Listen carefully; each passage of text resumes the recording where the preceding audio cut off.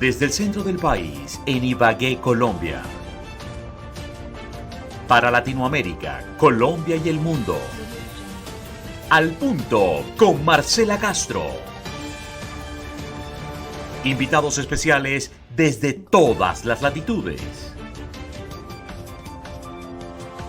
Todos los jueves, desde las 9 de la noche, solo por nuestra fanpage eradio.tv en Facebook.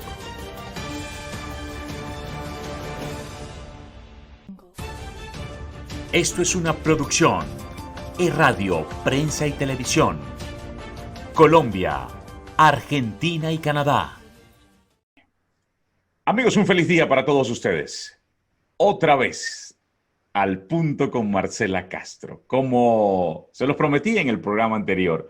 Y me estoy metiendo dentro de los territorios de Marcelita, que me ha dado la oportunidad de acompañarla y estar con ella, haciendo que las cosas sucedan. En el centro del país, saludo a Marcelita Castro. Marcela, un fuerte abrazo a la distancia. ¿Cómo se encuentra? Cordial saludo, muy bien, y cordial saludo para todos, para nuestro director mundial, Nelson Baos, para las mesas de trabajo que en este momento se encuentran activas en las diferentes latitudes, y a nuestro invitado de lujo, que vamos en la segunda parte. Lo prometido es deuda.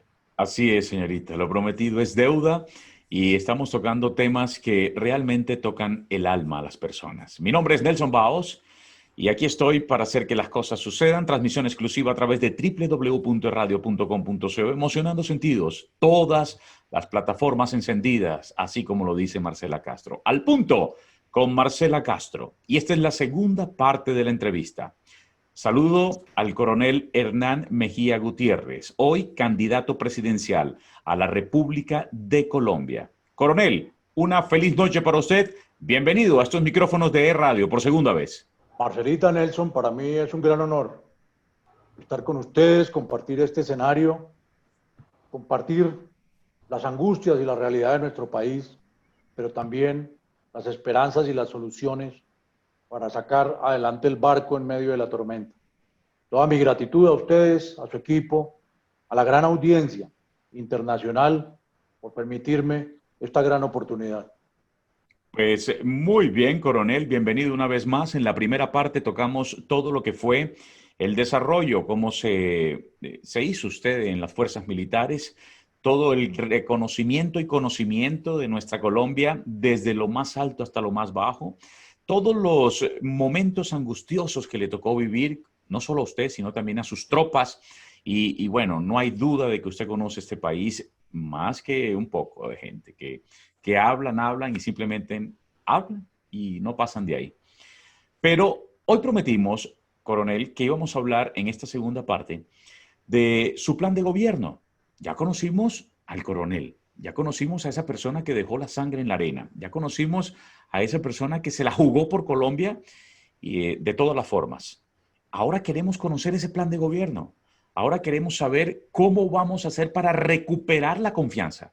¿Cómo vamos a hacer para que este país dejen de ser dos polos opuestos? El positivo, el negativo, el de la izquierda, el de la derecha.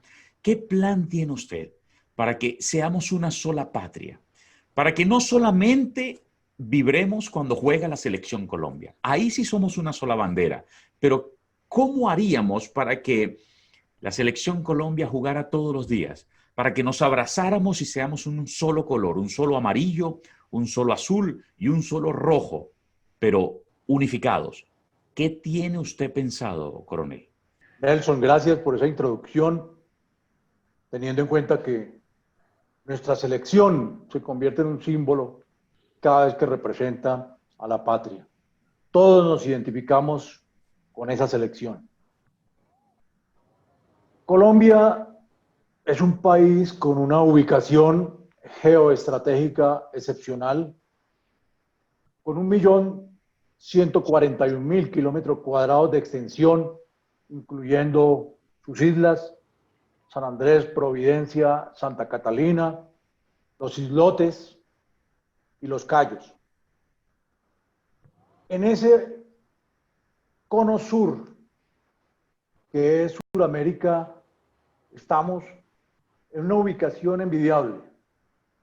Tenemos 3.000 kilómetros de litoral sobre los dos océanos más grandes del mundo.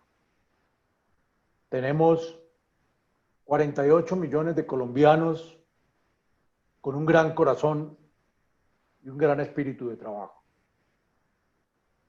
Esa es la materia prima con que cuenta la nación. Ahora bien, para plantear un programa necesitamos conocer los problemas, necesitamos entender la idiosincrasia y conocer la historia. Ustedes saben que quien no conoce la historia está condenado a repetirla. Nuestro país, como todos los estados del mundo, saben que la política de las naciones fluye de acuerdo a las circunstancias del momento. Hoy, las amenazas y los problemas que se ciernen sobre esta patria son más grandes y diferentes que nunca. Tenemos el más alto grado de desconfianza de los ciudadanos en sus instituciones. Ese es el punto de partida que debemos entender. Todos los días, en las famosas encuestas, vemos cómo el Congreso de la República tiene el 90% de desconfianza de los ciudadanos. La justicia, el 92% de desconfianza de sus colombianos. Y así, cada una de las instituciones, lo que nos indica que son síntomas de un país enfermo. La corrupción, la violencia, ponen en peligro hoy la libertad y la dignidad de la República. Partimos de que Colombia necesita atender con prioridad unos campos del poder. Son, en primer término, la seguridad. Un país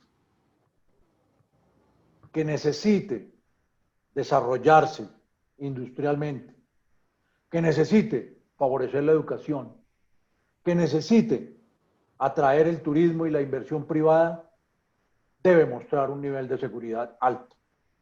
Colombia carece de ello. Y carece porque estamos siendo víctimas de todos los tipos de violencia que se pueden desarrollar dentro de una sociedad.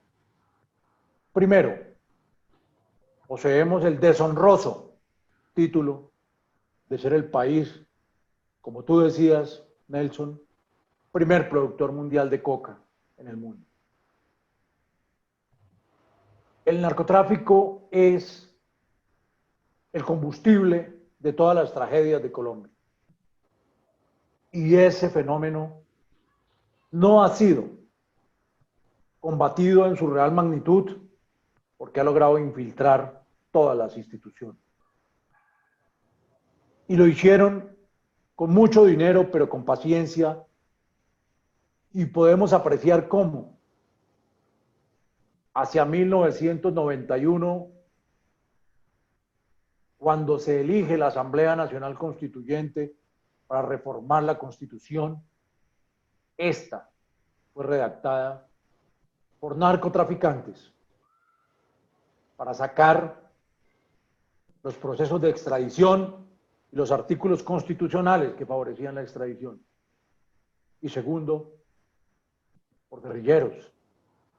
Fueron constituyentes los mismos que se tomaron el Palacio de Justicia y los mismos que hoy se encuentran en el Congreso y en altas posiciones de nuestro Estado. Entonces, esa primera violencia del narcotráfico debe ser entendida como un crimen transnacional y debe ser tratada con los procedimientos que requieren con toda rigidez. Ayer precisamente soltaba algunas lágrimas porque murieron, cumpliendo una misión que no les corresponde, unos soldados del que fuera mi batallón, La Popa en Valledupar, 4 hombres asesinados porque habían recibido una misión para la cual nunca se prepararon, arrancar matas de coca. Entonces, cuando ese fenómeno no se combate y se entiende en la magnitud y con el apoyo de los demás países como Estados Unidos, tiende a prolongarse en el tiempo y a ser parte de una sociedad que se acostumbra a los nuevos ricos, al dinero fácil y a la corrupción. Tenemos que entender, Marcelita y Nelson, que el narcotráfico es un fenómeno que tiene varias etapas. Entonces, quienes cultivan la hoja de coca no son los que ganan. Esos campesinos, para producir 1 kilo de base de coca, que la base de coca no es más que la hoja picada, colocada varios días dentro de gasolina y mezclada con cemento. Esa es la base de la coca. Para producir eso necesitan casi 1 hectárea. Y 1 kilo de base de coca, donde ellos lo comercializan, cuesta entre 1.600.000 y 2 millones de pesos colombianos. Si sembraran esa hectárea en plátano, en café, en yuca, ganarían más. Pero no pueden cultivar otra cosa porque no tienen vías de comunicación para sacar sus productos. Porque se les pierde y no libran siquiera la inversión los campesinos. En cambio, la coca, allá van los narcotraficantes a recoger la pasta de coca. Ese kilo de base de coca, ya colocado en un laboratorio, donde lo convierten en clorhidrato de cocaína, donde le mezclan soda cáustica y otros químicos, ácido sulfúrico, etcétera, ya en un nivel de pureza del 96% aproximadamente, cuesta, colocado en Tumaco, o en Buenaventura, o en Cartagena, o en Barranquilla, o en la frontera con Venezuela, o en La Guajira, entre 4.500.000 y 5 millones de pesos. Ahí ya hay un cambio considerable. Pero todavía no es un buen negocio. Entonces, ese kilo que estamos hablando ya colocado en esas fronteras, puesto en Nueva York, cuesta $45.000. Puesto en Rotterdam, en Ámsterdam, cuesta 30.000 euros. Entonces, al menudeo, ese kilo de coca en Nueva York produce $100.000 o más. Lo mismo en Europa. Entonces, en esa cadena de envenenamiento del mundo, ¿quiénes son los que ganan? No son los cultivadores. En ese orden de ideas, debemos aprender, primero, que las poblaciones que cultivan la hoja de coca deben ser reubicadas con todas las garantías y los cultivos ilícitos deben ser fumigados sin contemplaciones para después reforestar. No podemos continuar poniendo muertos en campos minados, permitiendo que los campesinos y los indígenas manipulados por narcotraficantes secuestren pelotones enteros y se pierda la legitimidad del Estado, del Ejército, de la policía. Entonces, esa es la magnitud del primero de los fenómenos, que es el narcotráfico. El segundo tipo de violencia que aqueja a Colombia, la violencia política. Coronel, coronel, no quiero salirme, discúlpeme un segundo, no quiero salirme de este punto que es importante para toda nuestra audiencia. Sin duda, usted lo ha dicho y quiero corroborarlo, usted sabe mucho más del tema. más de 250.000 hectáreas de coca es lo que actualmente tiene Colombia. Y lo ha dicho usted muy claro, que en el plan de gobierno lo que quiere fundamentar es hacer la tarea directamente con los campesinos, que no son los que ganan finalmente. Ahí no está el dinero, pero les toca, porque usted lo ha dicho, no hay vías para sembrar plátanos, sembrar frutas, verdura, y nadie va y les recoge eso, el producido se agota. Pero usted, más que yo, sabe que la extensión de Colombia es gigantísima. Entonces, ¿cómo para, antes de pasar al segundo nivel, el segundo plano, cómo va a ser usted exactamente para poder llegar por lo menos al 70 o al 80% de la población en Colombia donde se cultiva la hoja de coca y poder organizar esta idea que me parece fantástica? Si logramos ese punto de erradicar las 250.000 hectáreas, y si le decimos al campesino que se dedique a otra cosa, cultivar y hacer cosas diferentes, pues vamos a lograr un paso gigantesco hacia el cambio. Sin duda, la coca es el procesador de muertes más grande de Colombia. Pero ¿cómo va a lograr usted en esta gran extensión que es Colombia llegar a esas 250.000 hectáreas? ¿Cómo lo va a lograr? Antes de pasar al siguiente punto. Gracias, Nelson. Sí. Mire cómo en estos casi 5 meses de aislamiento por las pandemias, Colombia, a pesar de todas las restricciones, ha tenido una ventaja muy grande. Y es que nunca en estos 160 días le ha faltado la comida a los colombianos en su mesa. Eso nos obliga a entender que Colombia es un país esencialmente agrícola, que en este momento solo se está explotando el 17% de sus tierras fértiles, que debemos volver la vista al campo para desarrollarlo de manera tecnológica, de manera industrial y de manera justa con los campesinos. Entonces, dentro de ese programa, Nelson, tenemos que trazar objetivos a corto plazo, a mediano plazo y a largo plazo. Las áreas donde están focalizados los cultivos ilícitos corresponden casi en su totalidad a fronteras y a territorios supremamente olvidados por el Estado. Ustedes saben, el Catatumbo, el Cauca, Nariño, el Putumayo, Chocó, son regiones donde la presencia del Estado se significa solo cuando esporádicamente se hacen operaciones militares.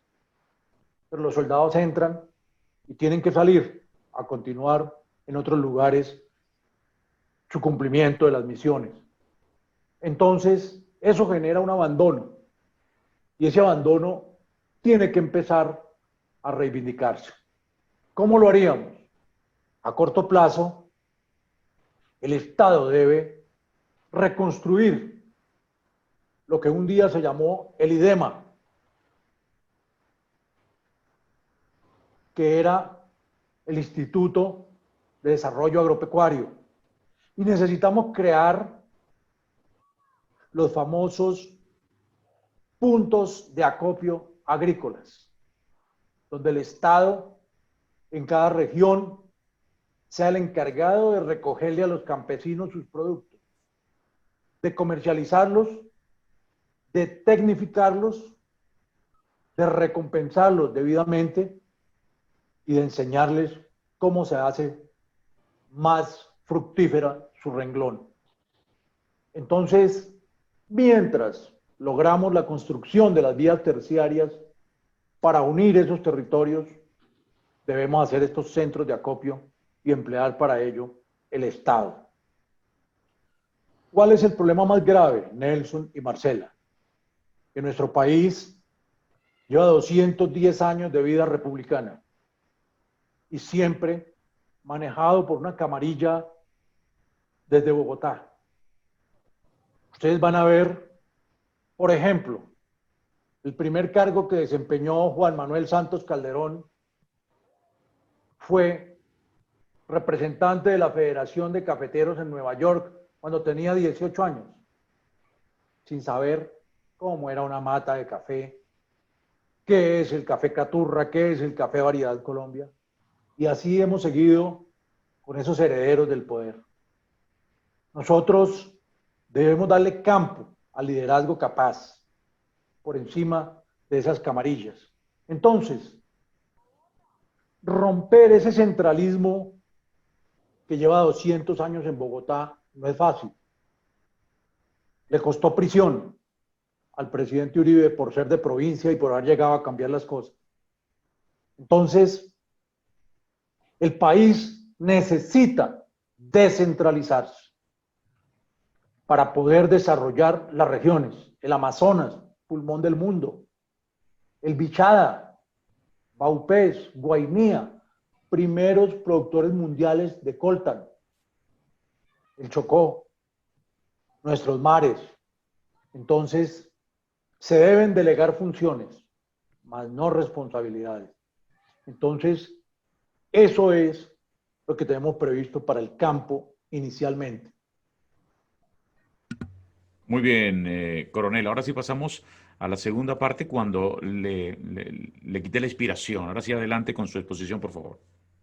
La segunda parte, Nelson y Marcela, corresponde a este tipo de violencia político que viene encarnado desde hace 80 años más o menos, cuando empezaron a aparecer el Partido Comunista y las guerrillas, que nosotros, como lo decíamos hace un rato, debemos conocer la historia para que no se repita.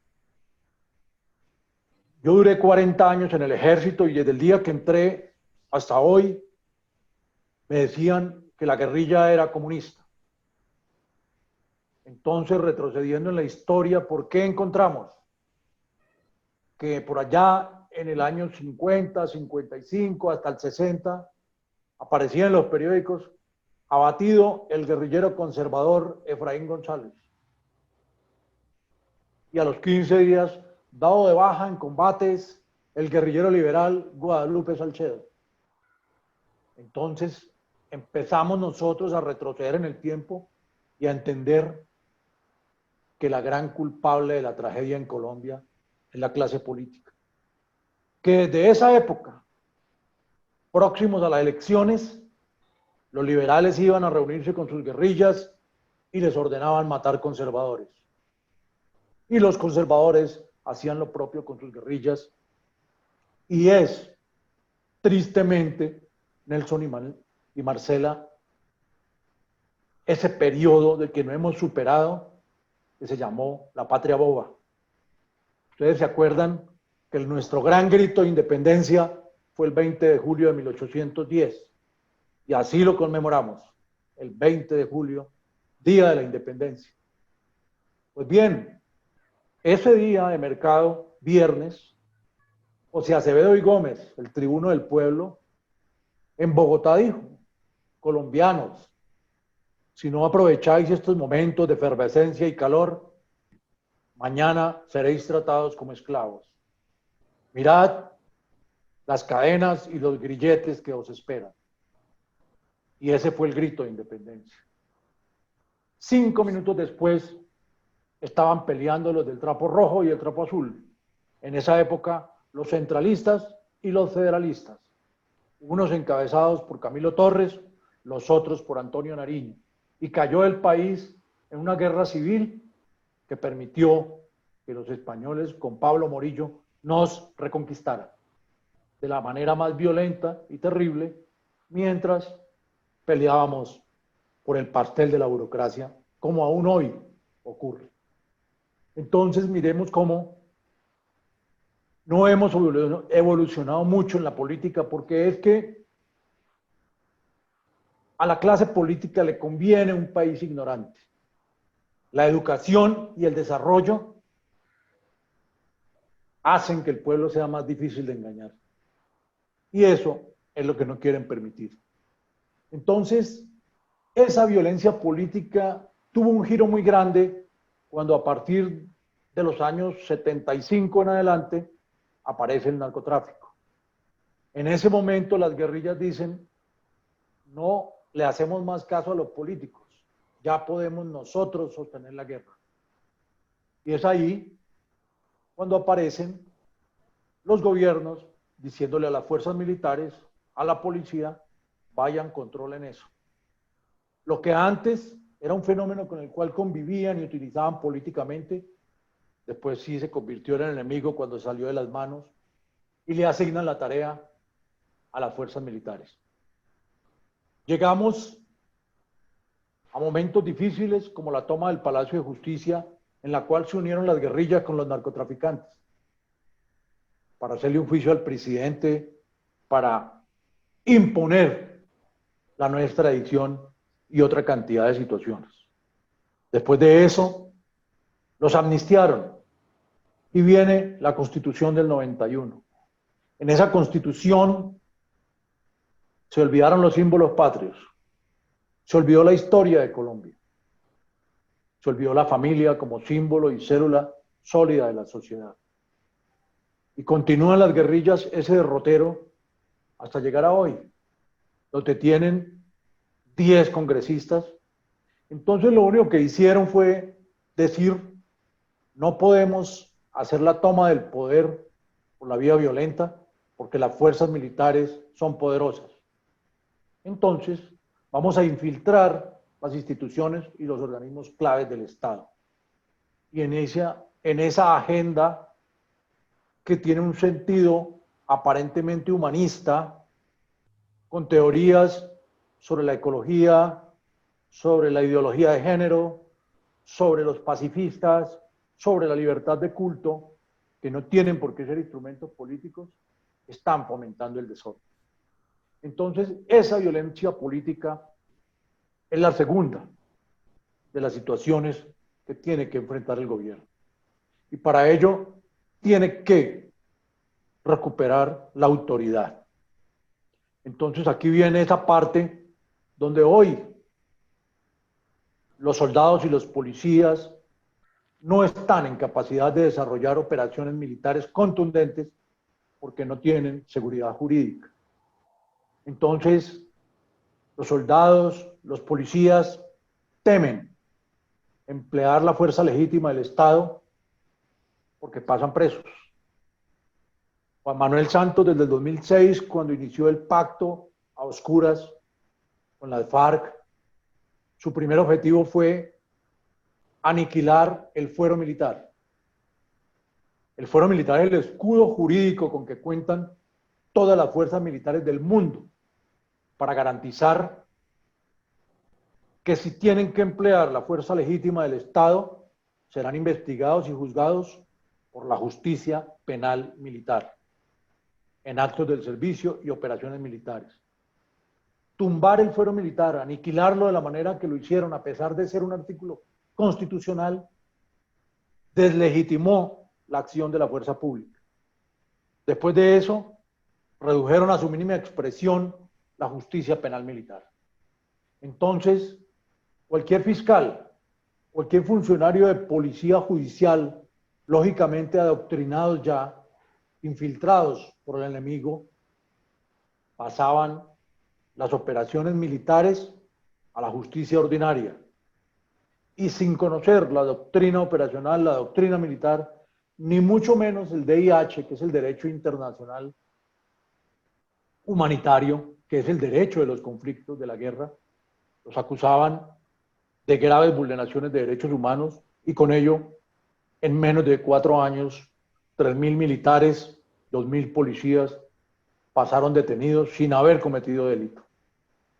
Esto quebró la voluntad de lucha de las fuerzas militares. Inclinó la balanza para que el país se viera obligado a aceptar el pacto entre traidores y terroristas. Y fuera de eso, dejó sin piso las carreras militares de hombres que estuvieron en combate para darle paso a aquellos que no eran leales a su patria, a sus instituciones, sino que le guardaban lealtad a personas y a políticos.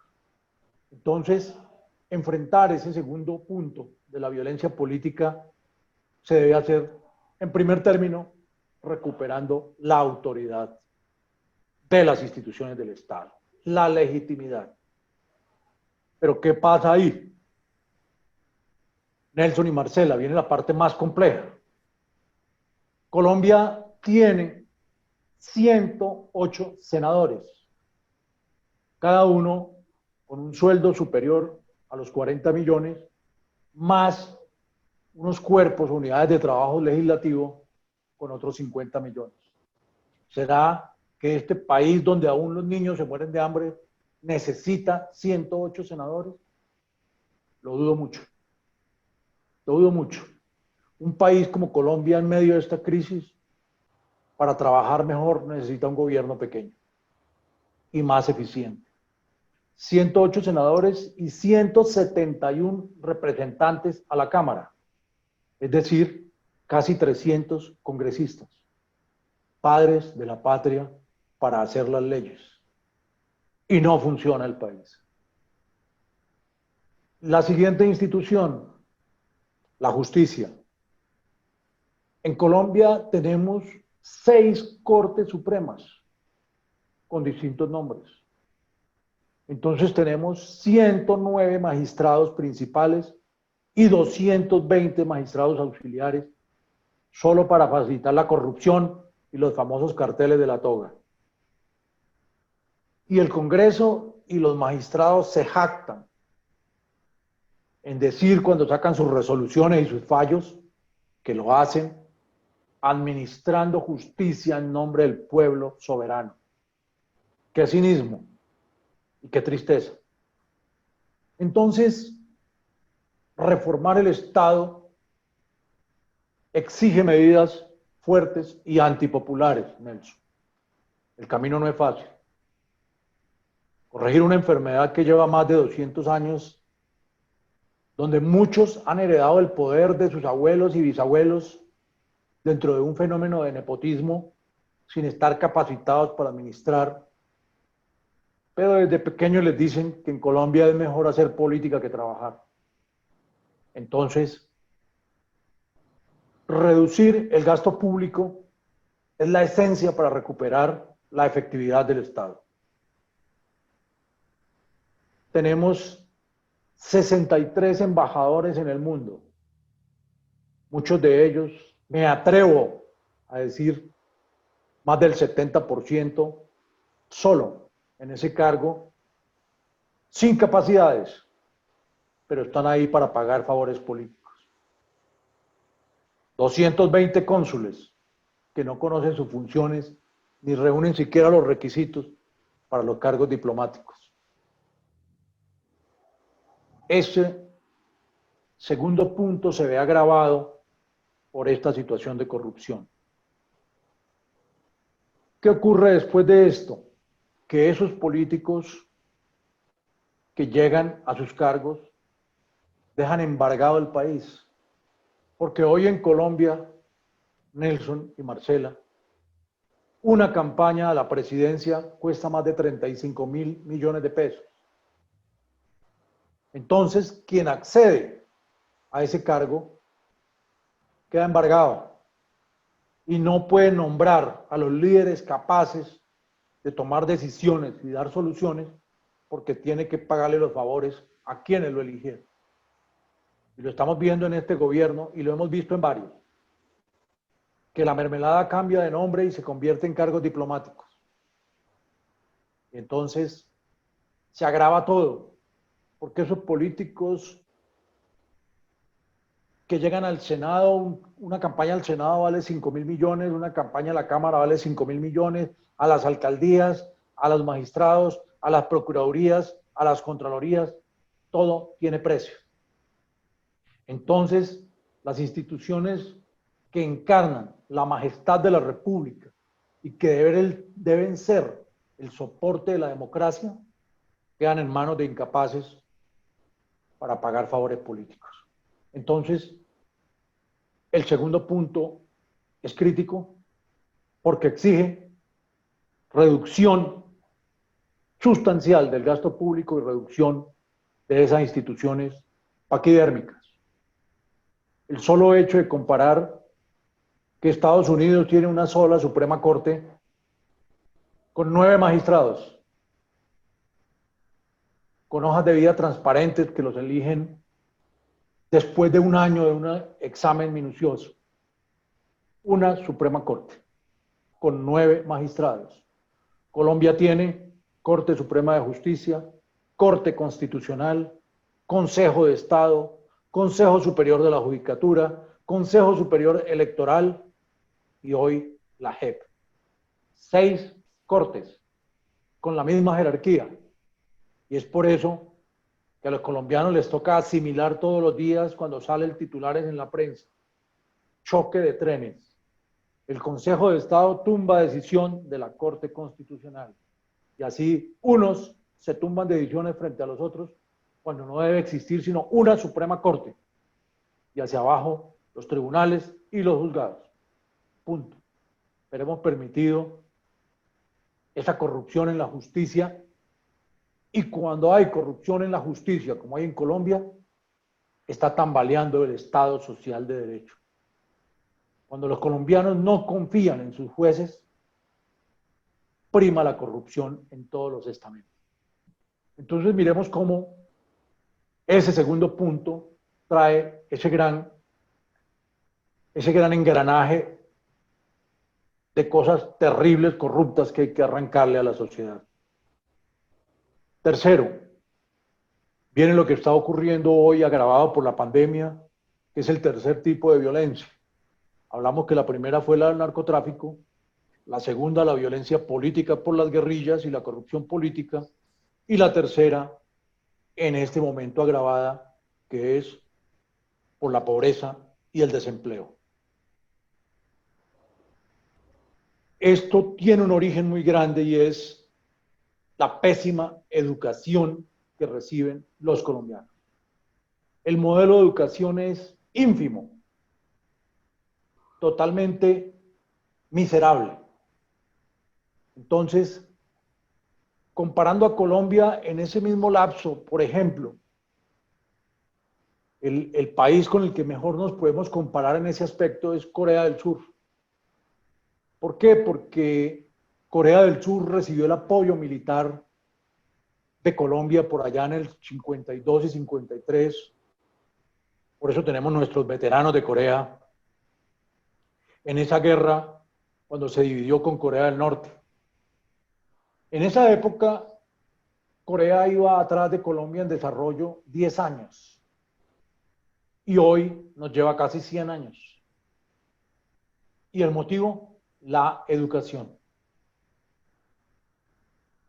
Entonces, he estado mirando, Marcela y Nelson, hemos estado estudiando los de este grupo, modelos como Finlandia, modelos como Singapur, modelos como Japón y modelos como Corea, en los cuales la educación desde muy niños es obligatoria, es gratuita, pero exige, primero, que los alumnos desarrollen sus capacidades y los docentes las aprecien. Entonces, ya cuando pasan al bachillerato o a la secundaria, saben cuáles son sus habilidades y sobre eso gira esa parte del desarrollo de ese segundo nivel. Colombia, como parte de la cuarta etapa del desarrollo del aparato subversivo, infiltró la primaria, la secundaria y las universidades. Entonces, hoy tenemos jóvenes envenenados ideológicamente, jóvenes que ya no creen en el temor a Dios, que ya no sienten el respeto por su historia, sus tradiciones y sus mayores. Y eso ha hecho que en lugar de buscar realizar sus aspiraciones y sus sueños como profesionales, busquen el desorden y busquen culpar al Estado de todos sus fracasos. Entonces, Colombia debe mejorar su modelo de educación y lo debe mejorar Porque así como los estudiantes deben aprobar un nivel de conocimiento para pasar al grado, los profesores, los docentes, deben ser una profesión muy bien remunerada, pero supremamente estricta y rigurosa. Los profesores deben presentar un examen y deben, por méritos, ganarse los puestos en cada materia. En los primeros grados, el Estado debe imponer las materias y el currículum, porque es que hemos perdido esa esencia de respetar a los mayores, de hacerle caso a los padres. Hoy le dice uno al hijo, ¿por qué no te peluqueas? Dice, no, es que estás afectando mi libre desarrollo a la personalidad. ¿Por qué te pones ese arete en la oreja? ¿Por qué te pintas el pelo de rojo? No, no, no, es que es mi derecho a la intimidad. Tú no puedes meterte con eso. Entonces, desde esos pequeños detalles, donde jóvenes se suben al bus y se hacen los dormidos para no darle el puesto a un anciano o a una mujer embarazada. Esos pequeños detalles de lo que hablábamos de la urbanidad de Carreño y de la cívica deben restablecerse. La educación debe volver a ser el templo de la cultura y el desarrollo. Entonces, esos son los tres pilares por las formas de violencia que tenemos que enfrentar y solucionar, Nelson. Ahora, viene la parte económica. El país se sume en una crisis profunda hoy con más de 150.000 millones de dólares de deuda externa. Eso tiene embargado al país y su desarrollo por muchos años. Colombia es una casa que tenemos que cuidar y poner en orden. Y en esa casa queremos que esté la nevera y la alacena y haya mercado. Y queremos que haya justicia, que haya premios, que haya sanciones y que haya ejemplo de los padres, de los líderes. Colombia es esa casa. Y la casa tiene puertas y ventanas y hay que abrirlas. Abrirlas al mundo en materia comercial, independiente de la democracia. No se puede permitir la permeabilidad de las ideologías con la economía del país. Nosotros vemos en el mundo entero las contradicciones de hoy. Todo el mundo habla China, Partido Comunista, y la economía capitalista, 100%. Entonces, Colombia debe abrir sus ventanas previendo que no vayan a entrar moscos. Colombia debe conquistar el Pacífico, porque tenemos cómo, sin cambiar su sistema democrático y su Estado social de derecho. Esos campos de la economía, de la seguridad, de la educación, constituyen los pilares fundamentales en el cambio del país. Pero hoy muchos se oponen. Se oponen porque Colombia, como decía Nelson hace unos momentos, está en medio de dos polos. Uno, decidir al país sin inclinarse por los mismos, con las mismas y esperar cambio. Es un error. Y por el otro lado, aquellos que representan el famoso globalismo, el nuevo orden mundial, donde el Estado es responsable de todo, pero nadie es responsable del Estado, donde se reparte equitativamente la miseria. Entonces, entre esas dos opciones debe aparecer una alternativa viable, sensata, pero con convicciones muy firmes, dispuesta. Hay una palabra muy fuerte, pero a mí me encanta, y es a conductar las instituciones. Estar en una hoja de ruta rígida y completa, que nadie pueda salirse. Aquí estamos en mora de desarraigar esa clase política y de desenmascarar a quienes le han hecho tanto daño a este país. Entonces, esos son los 3 puntos y esos son los campos, Nelson, a grosso modo, en los que hemos estado trabajando con este grupo de patriotas de Primero la Patria. Claro que sí, coronel. Y antes de cederle el punto a Marcela, que tiene unas preguntas muy puntuales, eh, coronel, me hablaba usted que una candidatura a la presidencia tenía un costo aproximado de 35.000 millones de pesos. ¿Cómo va a financiar su candidatura? ¿En qué ha pensado?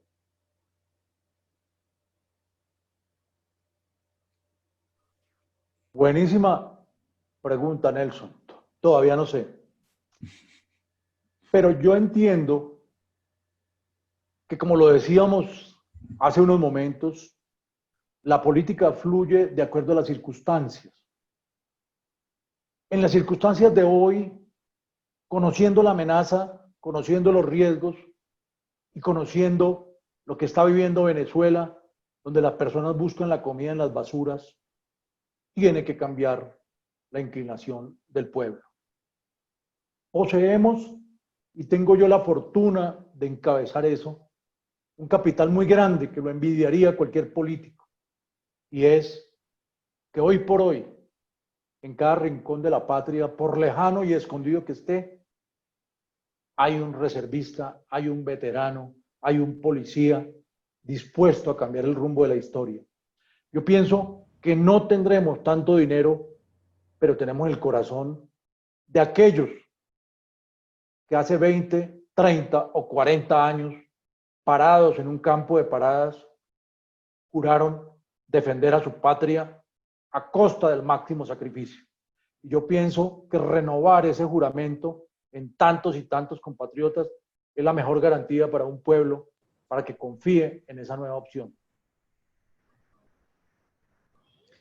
Indudablemente los aportes serán humanos, más con las ganas que tenemos los colombianos, muchos de los colombianos, para que esta casa en realidad se coloque en orden. Y de verdad hay muchos reservistas y también activos de las Fuerzas Armadas, que más adelante pasaremos a un puntico así, mi coronel, pero pues con penita me voy a otra cosa, y es lo siguiente: es una duda que tiene Argentina, que me llega por el WhatsApp de la mesa de trabajo de Argentina, y es que las fuerzas militares pues son básicamente el primer objetivo como para desestabilizar el país, que aprovechó y aprovechan en este momento, y como lo mencionaba mi coronel, para aclararle a la mesa de Argentina, desde el año 2006, 2007 más o menos, Juan Manuel Santos. Entonces, ¿qué tan posible puede ser que haya como un plan de choque, así como lo hicieron los del partido FARC, para que esta presidencia, se materializa la presidencia de mi coronel, pueda entrar a luchar contra esa desestabilización y esa falta y baja de moral de las Fuerzas Armadas colombianas, las cuales son las únicas que pueden ejercer en realidad soberanía y son a las que podemos acudir los del pueblo? Marcela, muchas gracias por esa pregunta. Mi saludo muy especial al pueblo argentino. Tuve la oportunidad en 1981 y 82 de ser alumno del Colegio Militar de la Nación allá en el Palomar, en Buenos Aires. Sé el recorrido de sufrimiento, de tristeza y de decepción que han tenido las fuerzas militares, que siempre hicieron gala en Argentina de gallardía, de fuerza, de rectitud y de amor por su patria. Mi saludo especial para ellos. Efectivamente, Marcelita, lo que ocurre es que esta desestabilización de las fuerzas militares legítimas hace parte de lo que se creó por allá en los años 90 del famoso Foro de Sao Paulo. Ese Foro de Sao Paulo es una estrategia diabólica para imponer en esta parte del hemisferio lo que ellos llaman inicialmente la tercera vía o el socialismo del siglo XXI, o hoy el globalismo y el nuevo orden mundial. El primer objetivo para desestabilizar una nación es deslegitimar a sus fuerzas militares.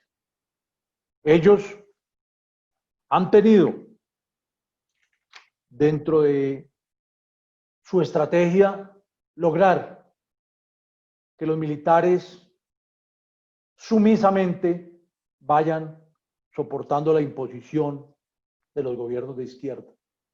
Ellos dicen que esos países donde las fuerzas militares han aceptado a esos gobiernos, antes conformados por terroristas, por izquierdistas, por desordenados, es una muestra de alto profesionalismo de las fuerzas militares.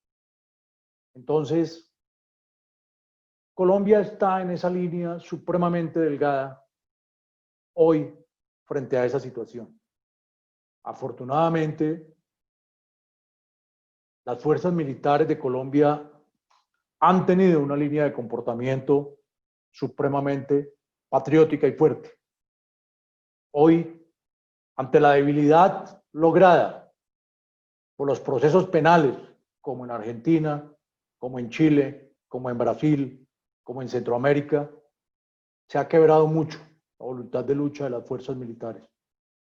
Pero están entendiendo también en este momento que no está en juego una política, ni un sistema electoral, ni unas elecciones, sino que está en juego la supervivencia de la República. Si nosotros miramos el panorama mundial, las 10 primeras potencias del mundo soportan su poderío en la capacidad y moral de sus fuerzas militares, sin excepción. Estados Unidos, Rusia, China, India, Israel, etc. Entonces, la democracia de un país es tan fuerte como es la moral de sus fuerzas militares. Son dos aspectos directamente proporcionales. Colombia lo entiende. Colombia ama sus fuerzas militares. Colombia pide a gritos orden en el país y rescatar la autoridad. Pero es una amenaza muy grande y tienen razón en Argentina. Acá los principios sobre los cuales edificábamos la carrera eran el honor y el valor. El único capital que yo le puedo entregar a mis hijos después de 40 años de servicio es mi nombre y es mi honor. Y valen muchísimo. Doy la vida por ellos. Entonces, cuando han ocurrido algunos eventos donde hemos sido infiltrados y penetrados por esas fuerzas de izquierda, el país ha reaccionado. Si hay algo en lo que podemos confiar aún los colombianos es en su ejército. Y eso en cada rincón de Colombia se sabe, se entiende y se siente. Falta de nuevo esa chispa que nos enseñe el valor de una patria grande, respetada y libre. Entonces, como decía Nelson, ponernos esa camiseta de la selección Colombia, pero aquella selección que le ganó 5-0 a Argentina. Esa es la selección que queremos y esa es la selección que buscamos tener siempre. No, vamos a buscar una selección para empatar 1-1 con Haití, ni perder con Namibia por goleada. Tenemos que construir la mejor selección. Y esta selección es un ejército de patriotas dispuestos a cambiar el rumbo de la historia. Ese es el compromiso y así lo hemos ratificado y renovado diariamente. Coronel, ese último apunte no le gustó mucho a Argentina, pero... Yo recibí el WhatsApp también, pero igual, mira, ellos fue nuestra selección poderosa. Sí, sí. fue esa que en el mundo entero hizo historia, Así es. siendo Argentina una de las potencias más grandes del fútbol. Sí, ellos nunca van a aceptar ese 5-0, pero bueno, con mis amigos argentinos, un fuerte abrazo. Y sí, es el único 5-0 que podemos sacarle en cara, no hay más. De mi parte también el gran abrazo, los conozco, son mis amigos, mis compañeros. Tuve muchísimos hombres que estuvieron conmigo en el Colegio Militar de la Nación y después estuvieron en las Malvinas.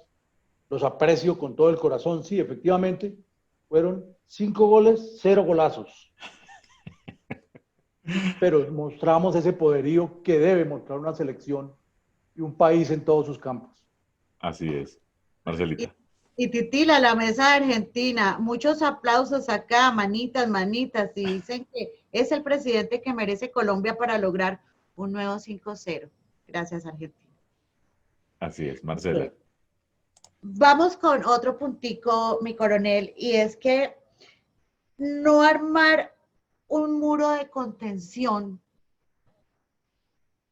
al ver tan polarizado al país, que ya no es como en la patria boba, bueno, seguimos en la patria boba, pero ya no se le dice liberales y conservadores, sino izquierda y derecha.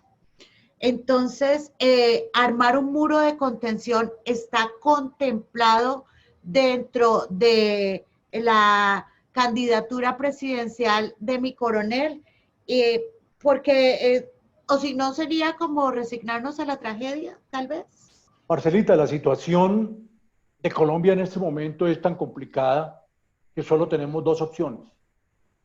Una, el país se resigna a la derrota, a la sumisión y a la pobreza, a quedar de último de nuevo en las pruebas PISA de conocimiento de nuestros jóvenes, pero de primeros en el cultivo de coca y en uno de los países más desiguales. Esa es una opción y la otra es pararnos, reaccionar y marchar para cambiar la historia. Colombia tiene una fortuna muy grande y es que su ubicación geoestratégica le permite, en el momento en que lo decida, ser una potencia.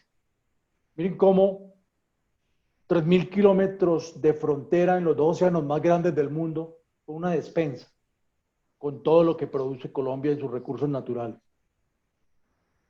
Las energías limpias, la eólica y la energía solar, estando en la zona tórrida, son excepcionales. Las tres cordilleras con picos sobre los 5.000 metros de altura y esos valles que van en su intermedio constituyen, por las corrientes de viento, la mejor fuente de la energía eólica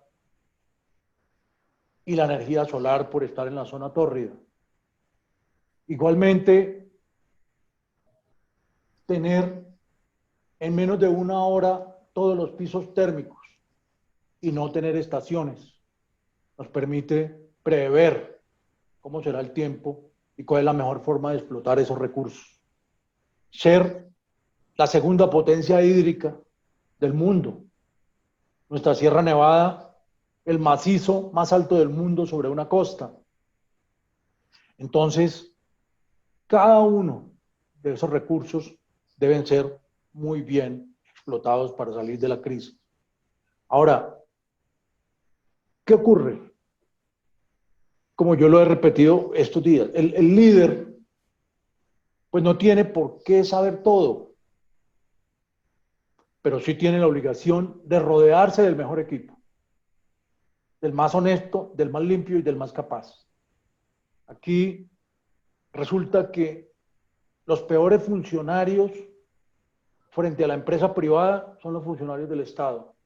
Aquí cualquier persona de todos los estratos dice, me voy a pleito contra el Estado porque el Estado siempre pierde.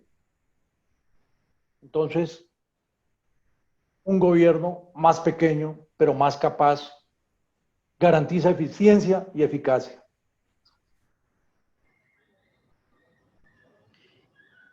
Bueno, coronel, dicen que cuando el río suena, ¿no?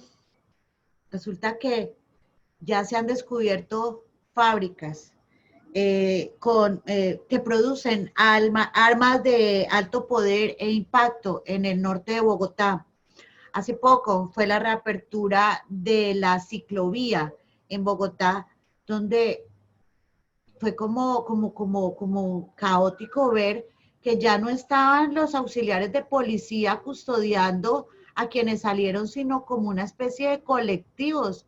Se vieron que eran desmovilizados, unos, dicen, unos ya legalizados, otros no, vestidos de civil, armados y en vehículos particulares, pero que tan solo mostraban en las puertas banderas o el escudo de Colombia. ¿Qué piensa con respecto a este tema, mi coronel? Ese es uno de los aspectos trascendentales y para actuar inmediatamente.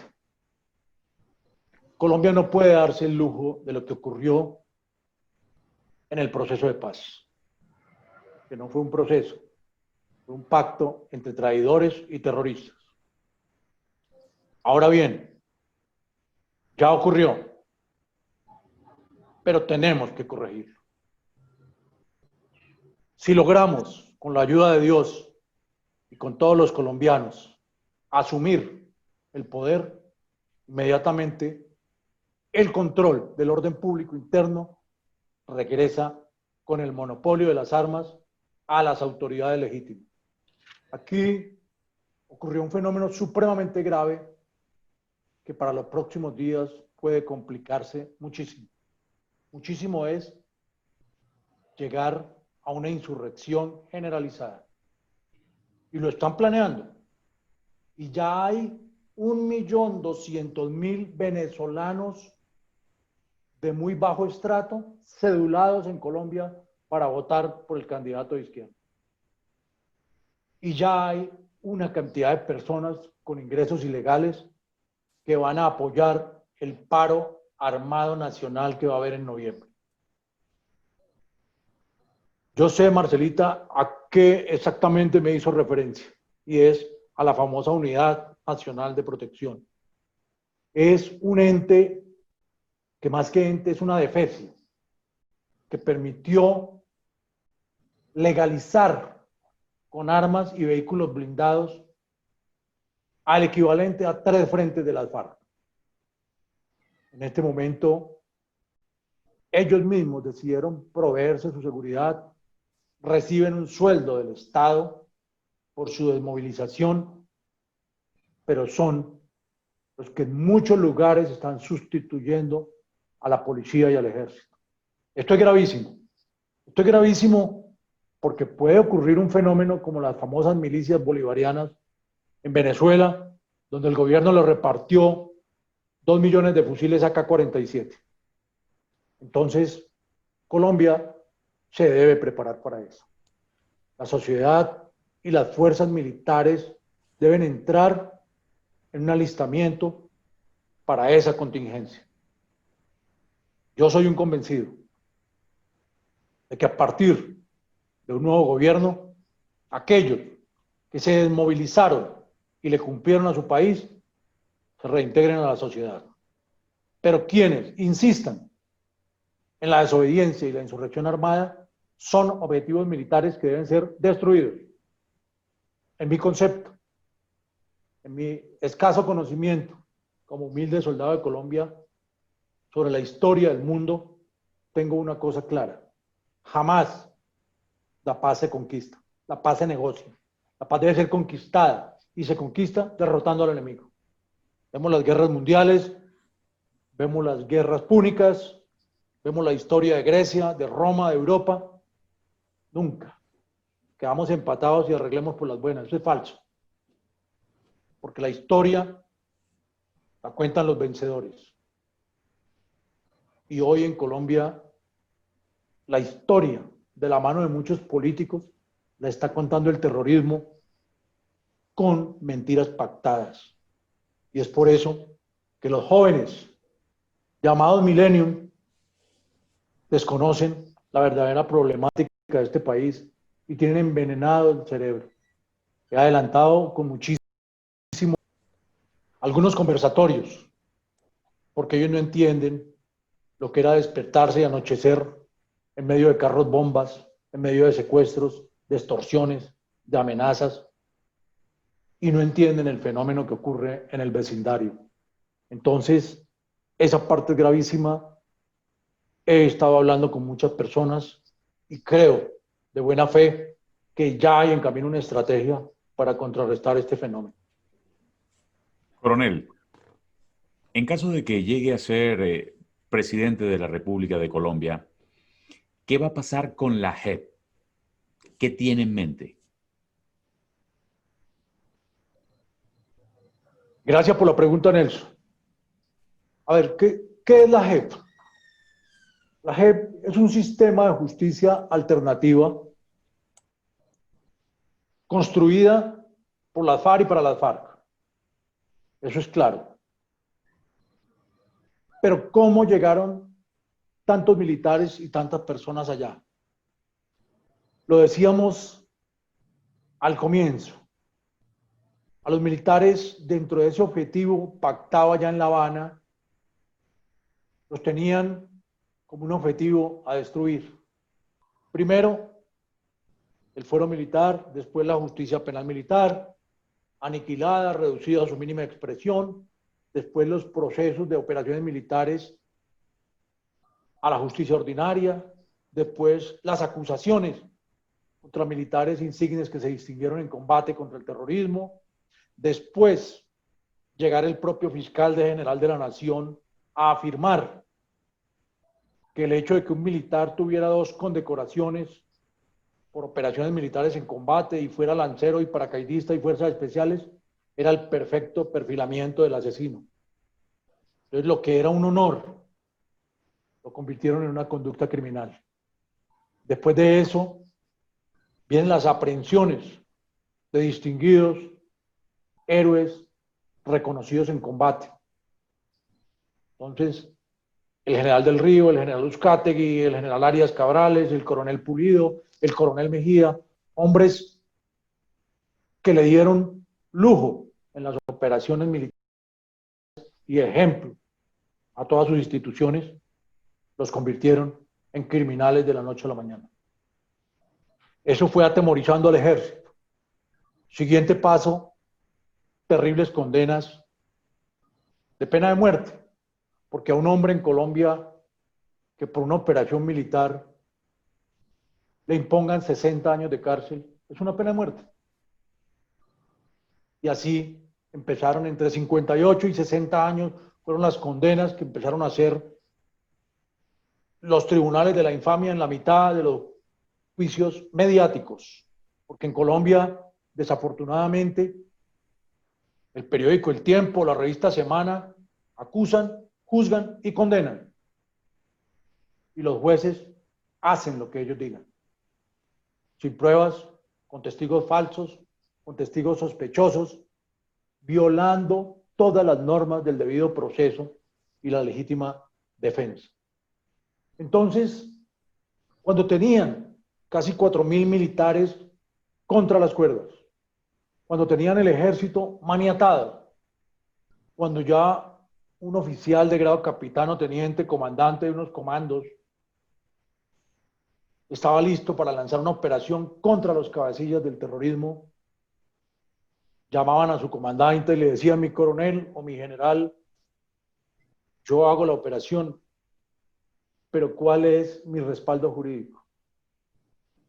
Y paraban la operación. Entonces esto fue minando toda esa moral que significa ser soldado. Hasta que ya contra las cuerdas, desesperados, sin defensa de nadie, entonces, como estaba programado ya, dijeron: bueno, el tigre hay que irle cerrando todo, pero hay que dejarle una puerta, porque el tigre puede reaccionar muy fuerte. Entonces aparece el flotador, la JEP. Y la JEP logra que esos militares que estaban condenados, a cambio, empiecen algunos a reconocer sus errores, otros a lograr la libertad a cambio de mentiras, y otros a sostenerse en pie, venga lo que venga. Entonces, esa justicia especial de paz se instauró y tiene poder prevalente sobre todas las demás jurisdicciones respecto de los hechos del conflicto cometidos antes de diciembre del 2016. Entonces, ¿qué ocurre? Que ellos ya con una famosa unidad que hubo en la Fiscalía, que se llamaba la Unidad de Contexto, tenían seleccionados los casos emblemáticos para ser tratados en la Justicia Especial de Paz. ¿Quiénes? Fuimos protagonistas de operaciones contundentes contra el terrorismo. Lógicamente hacemos parte de esos casos emblemáticos. Palacio de Justicia es un caso emblemático. Las operaciones del Batallón La Popa en el Cesar es un caso emblemático. Las operaciones del General del Río en Urabá son casos emblemáticos. Entonces, esos casos fueron asumidos por la Jurisdicción Especial de Paz. A algunos hombres les ofrecieron beneficios a cambio de asumir responsabilidades. No los juzgo. La libertad, después del derecho a la vida, es el más importante de los derechos. Compartir una vida normal después de la guerra, pues es el sueño más grande de un soldado. Estar en el monte, en la guerra, viendo morir a los compañeros y regresar para estar preso, es lo más infame que le pueden hacer a un ser humano. Entonces, muchos de esos hombres, desprotegidos y sin defensa, sucumbieron y están entregando unas versiones en la Jurisdicción Especial de Paz. Yo tuve un momento supremamente difícil, Marcela y Nelson. Cuando iba a salir el libro en el 2016, fueron mis 3 hijos a la celda donde me encontraba un domingo. Me dijeron, viejo, nosotros no queremos un héroe, queremos un papá en la casa. Fue duro, fue un momento supremamente difícil para el más fuerte de los soldados. Me dijeron, firma lo que haya que firmar, pero te vas con nosotros. Entonces, fue difícil decirles, hijos, ustedes son lo más importante para mí. Si por alguien doy la vida es por ustedes, pero no puedo hacer lo que me piden. Si yo, como soldado de honor, salgo y no puedo mirar de frente a los colombianos, y no puedo mirarlos a cada uno de ustedes, hijos, a los ojos, jamás estaré libre. Son las contradicciones de esta guerra y de este mundo que vivimos. Por eso le doy gracias a Dios que me ha ayudado a sostener muy firme en mis principios, en mis convicciones. Entonces acudí a la JEP para decirles, aquí está el soldado Hernán Mejía, inocente de todo lo que lo acusa. Muy fácil fuera para mí, Nelson y Marcela, que llevaba 10 años preso en las peores condiciones, porque cada día en una cárcel es una tortura, es sobrevivir a la infamia, y más cuando uno se sabe inocente. Entonces, hubiera sido muy fácil decirles, bueno, la máxima pena que ustedes imponen son 8 años, yo ya pagué 10, ¿dónde le firmo?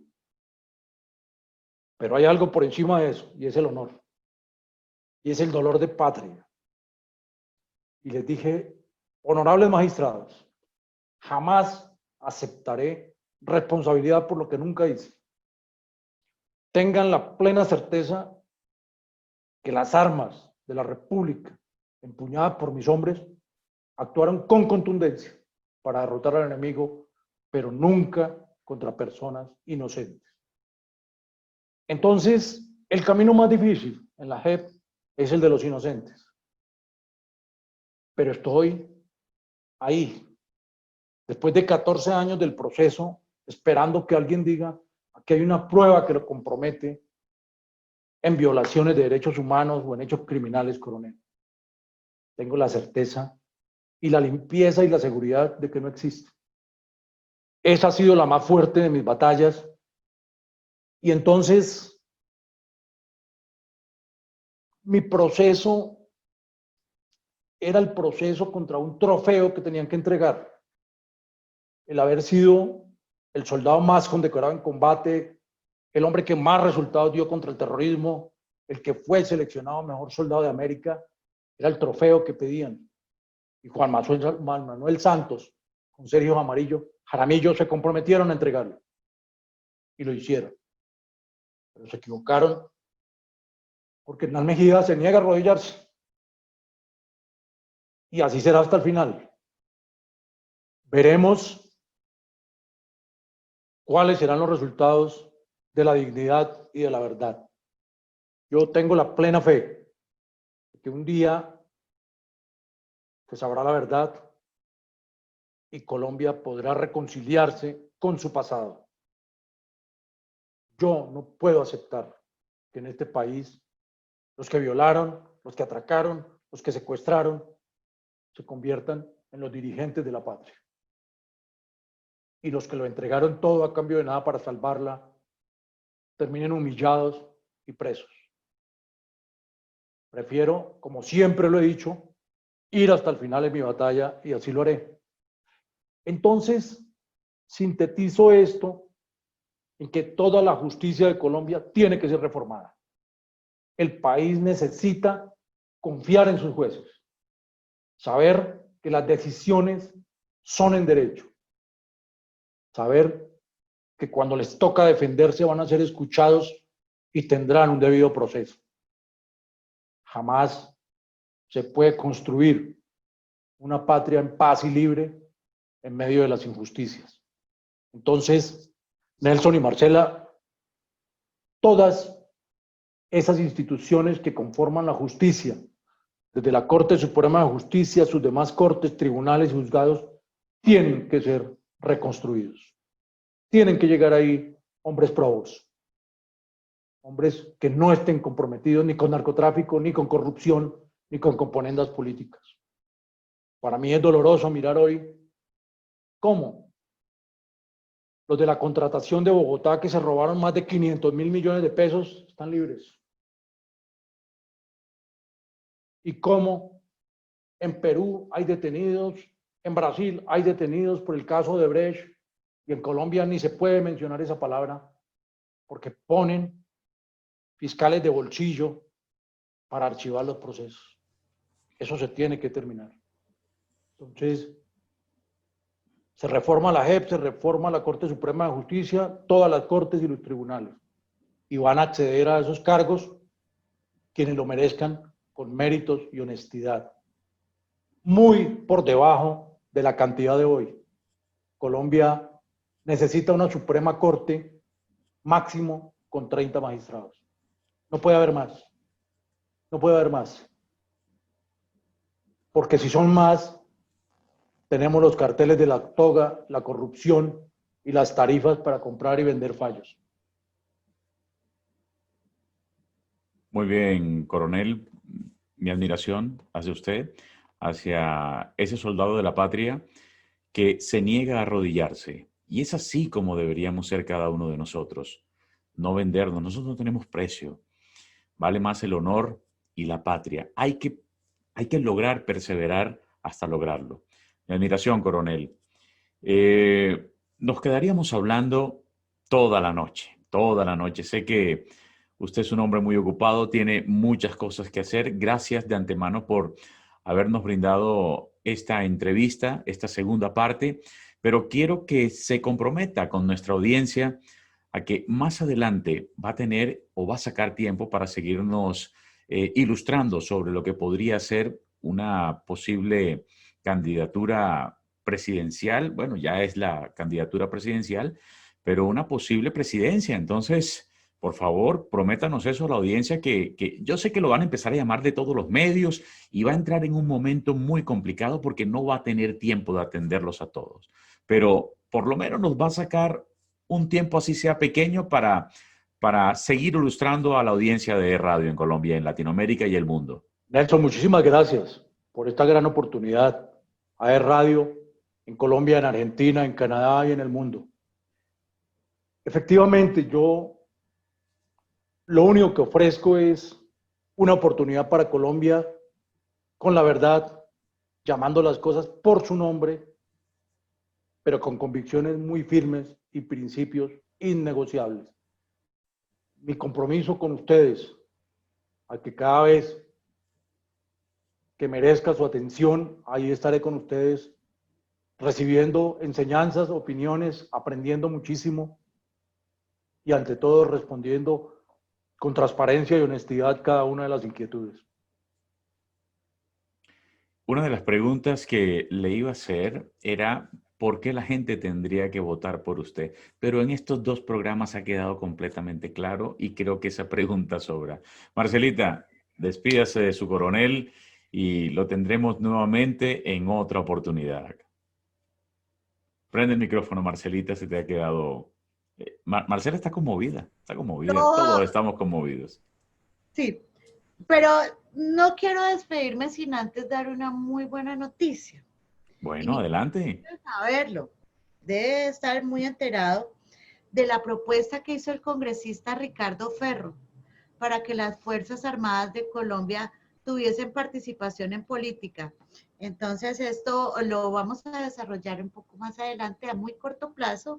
Entonces, podría ser una excelente noticia para que si se da, entonces acá nuestro invitado, nuestro coronel Hernán Mejía, pues aún más posibilidades tenga de materializar su presidencia de la República Nacional de Colombia. Marcelita, muchísimas gracias. Sí, esa ha sido una inquietud muy grande, especialmente en la parte política. Yo también, como soldado, nunca he podido entender por qué el hecho de ingresar a las filas de las fuerzas militares o de la policía nos quita los derechos y el título de ciudadanos. Y somos precisamente quienes garantizamos sobre nuestros hombros la democracia. Eso es una manera de manipular los poderes del Estado. Veremos qué ocurre en el desarrollo de ese proyecto. Creo que sería muy benéfico que aquellos que sufren en carne propia los problemas del país tuvieran la oportunidad, ellos y sus familias, de orientar mejor las opciones. Mil gracias, coronel. Un fuerte abrazo a la distancia y esperamos verlo pronto y escucharlo en estos estudios de Radio Mundo. Gracias, Nelson. Gracias, Marcelita. Dios los bendiga y Dios salve esta patria que tanto se lo merece. Estaremos dispuestos a llegar hasta el final de la batalla siempre con la frente en alto y mirando de frente a los verdugos. Ellos al final nos darán la razón. Muchas gracias. A usted. Amén. A usted. Está usted que lo vuelve general hace rato, ¿no? Ay, pero bueno, no se preocupe. Marcelita, en el centro del país, un fuerte abrazo a la distancia. Muchas gracias. Abrazo cordial. Saludos. Gracias. Fuerte abrazo para todos. La transmisión a través de www.radio.com.co, emocionando sentidos. Las 24 horas del día. Al punto, con Marcela Castro, desde el centro del país. Estos estudios virtuales desde Canadá. Feliz noche para todos y un fuerte abrazo.